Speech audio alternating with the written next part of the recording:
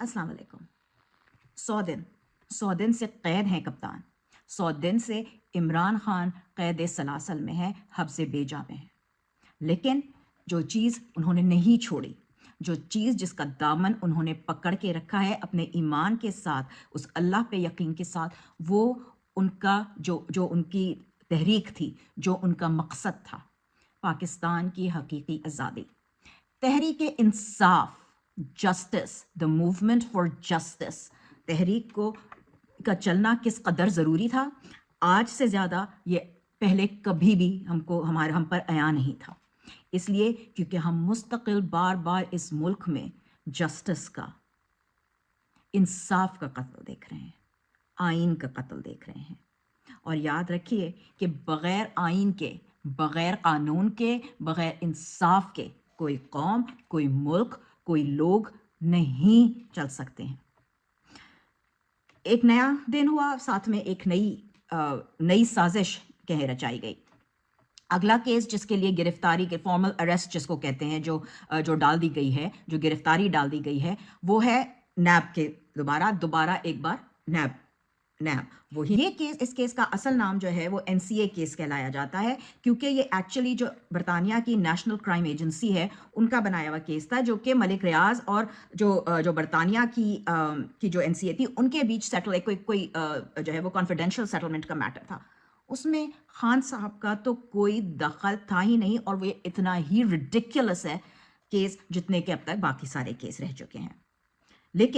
लेकिन इसमें एक बार फिर जो चीज़ आप भूल नहीं सकते, जो आपको याद रखनी होगी, वो ये कि PDM की हुकूमत जो थी, उनका क्या किरदार था। उन्होंने आके नैब में तरामीम की, नैब के रूल्स में तरामीम की, हालांकि जो तरामीम में अमेंडमेंट्स की गई PDM की गवर्नमेंट में, उन्होंने सब को में हमेशा वही किया जिससे उनको फ़ायदा हो, मुल्क के फ़ायदे के लिए नहीं। चाहे वो अपने केसेस माफ़ करवाने हो, चाहे वो नवाज शरीफ को क्लीन चिट दिलवाना हो, चाहे वो नवाज शरीफ के केसेस को सस्पेंड, उनकी सज़ाओं को सस्पेंड कराना हो। एक ये भी बात याद रखिएगा कि नवाज शरीफ के केसेस सस्पेंड हुए हैं, मुलतवी हुए हैं, उनकी सज़ा सस्पेंड हुई है, ख़त्म नहीं हुई है। तो ये याद रखिएगा कि या तो वो इसलिए हो या इसलिए कराई गई हैं वो तरामीम, ताकि बेजा तरीके से, उल्टे सीधे कानून को तोड़ मड़ोड़ के किसी तरह से खान साहब को पकड़ा जाए। इस केस में खान साहब जो है, ये जो तरमीम है वो कुछ यूं है कि नैब के केस में जब कोई अरेस्ट होता है तो वो फिजिकल रिमांड होता है, और उस रिमांड के लिए मुल्जिम को किसी भी जज के, किसी मजिस्ट्रेट के सामने जो है वो लॉ अथॉरिटी को, नैब को नहीं हाजिर होना होता है वो रिमांड लेने के लिए, बल्कि उस केस में अरेस्ट डायरेक्ट हो सकती है, डायरेक्ट फिजिकल रिमांड हो सकता है बगैर किसी कोर्ट के मुलव्वस होने हुए, और 30 दिन तक जो है वो बेल के लिए आप दरख्वास्त भी नहीं दायर कर सकते। तो फिर वही सिलसिला चलता है कि हाँ जी हमने तो इलेक्शन की तारीख दे दी है, लेकिन वही जो इनकी थी कि नहीं जी इमरान खान जो है वो इलेक्शन के बाद बंद हो, क्योंकि वो 30, अब वो जाहिर है कि बाकी की बेल्स को डिले किया जाए उनकी हियरिंग को, उसके बाद वो जाहिर है वो प्रोसीजर देर में चले, इतने दिन में ये वाला डाल दो ताकि वो 30 दिन तक अपील ना हो सके। 30 दिन के बाद अपील होगी, वो जो है वो जो है वो नैब के कोर्ट में होगी, वो उन मना कर देंगे जी नहीं बेल नहीं होगी। फिर उसके बाद वो वही जी जस्टिस आमिर फारूक के कोर्ट में जाएगा, फिर वहां के बाद सुप्रीम कोर्ट जाएगा जहां अपना काजी। तो वही जो मैंने आपको कहा था कि तहरीक इंसाफ इसलिए ज़रूरी है क्योंकि इस मुल्क में इंसाफ का जनाजा निकल चुका है। ये केस इस हद तक मज़ाहिका केस है कि इसमें बुशरा बेगम के ऊपर प्रेशर डालने के लिए, इमरान खान पे प्रेशर डालने के लिए जो पूछगछ के लिए बुशरा बेगम को बुलाया गया, उसमें इस कदर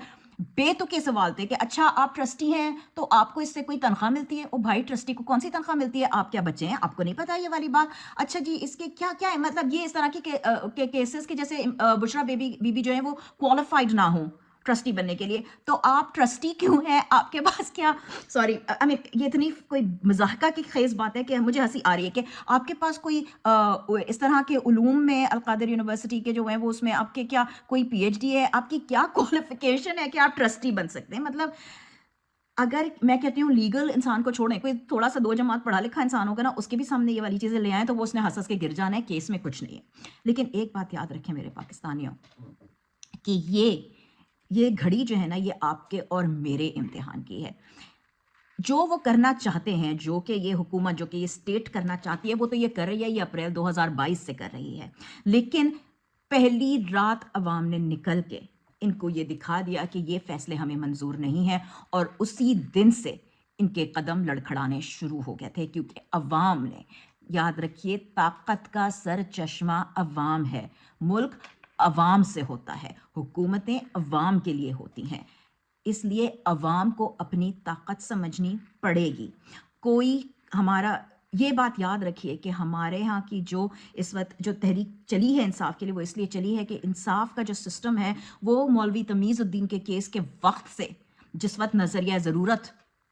ایجاد ہوا، اس وقت سے ہمارے ہر ادارے کو کنٹرول کیا جا رہا ہے۔ آج بھی ہر ادارہ،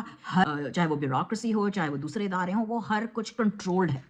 جو کنٹرول نہیں ہو سکتے وہ عوام ہے، تو اس لیے ان میں ڈر و خوف پیدا کیا جا رہا ہے، آپ کو ڈرایا جا رہا ہے، اور اسی دن کے لیے کپتان بار بار کہتے تھے کہ خوف کے بت توڑ دو۔